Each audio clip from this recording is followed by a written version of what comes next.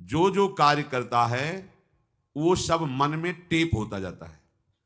पूरा वीडियो है, एक जन्म का नहीं, अनंत जन्मों का। अगर इस जन्म में आप भजन कर रहे हैं, मानो अनंत जन्म के वीडियो को डिलीट कर रहे हैं। तभी आप देखो भजन करते समय करोड़ों बार वही काम वृत्तियां आती हैं। वो काम वृत्तियां पुरानी जो परत की परत जमा है वो निकल रही, जो वृत्ति आई वो नष्ट हुई, तो वही वृत्ति करोड़ों बार हमने क्रियाओं में की है, तो वो करोड़ों जमा है, वही निकलेंगे। तो आपको लगेगा आज तक नष्ट नहीं हुआ, नहीं, हर वृत्ति नष्ट हो रही, पर आपका बहुत स्टॉक जमा है। अगर आपने भजन नहीं किया तो डिलीट वाली बात ही नहीं हुई।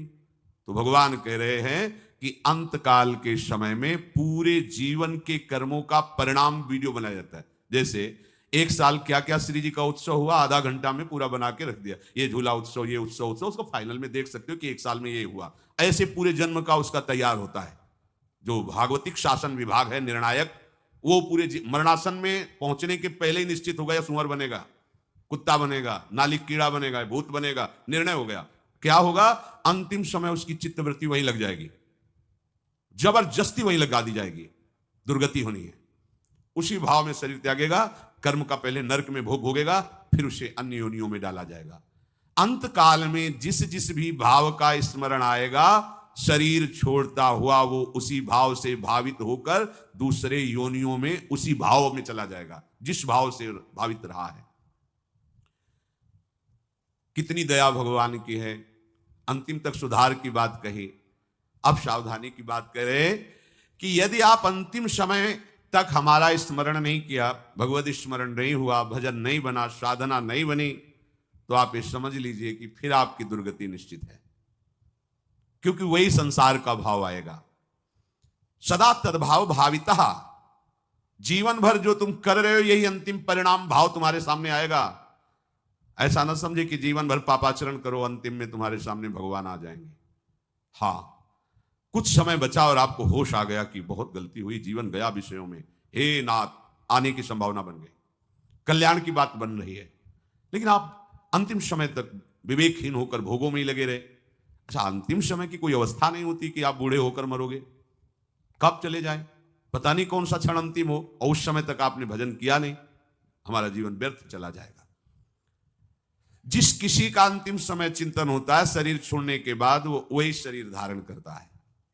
एक महात्मा भक्तों के यहां भ्रमण करते, संतों का स्वभाव होता है भिक्षावृत्ति की, कहीं रुके, कहीं किसी को प्रवचन के द्वारा कृतार्थ किया, कहीं किसी की सेवा लेकर कृतार्थ किया, भोजन, वस्त्र, प्रणाम, नमस्कार, ये सब संतों का भजन उनके मंगल के लिए जाता है, जो उनकी इस तरह की सेवा।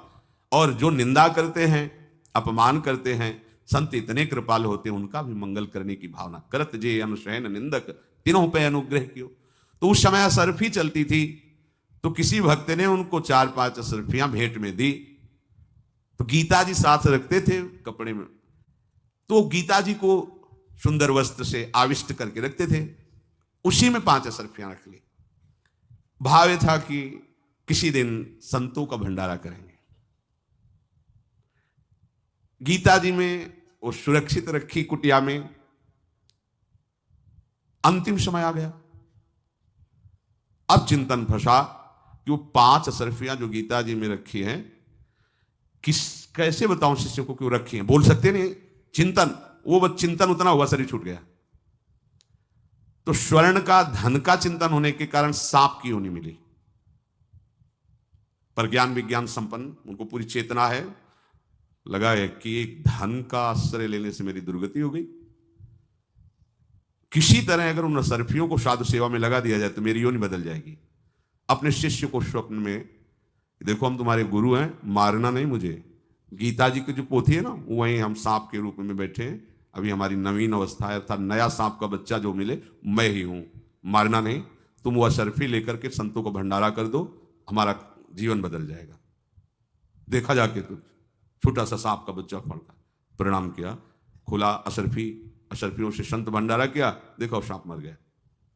यम यम वाप स्मरण भावम त्यजत्यंते कलेवरम।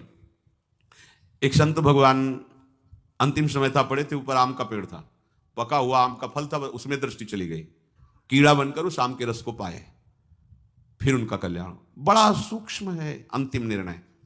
यद्यपि जो भगवान का भजन करते हैं भगवत प्राप्ति निश्चित है, पर ये उदाहरण केवल इसलिए दिए जाते हैं कि देखो गति में कितनी प्रबलता है चिंतन की। हिरण का चिंतन किया, अगला जन्म हिरण का।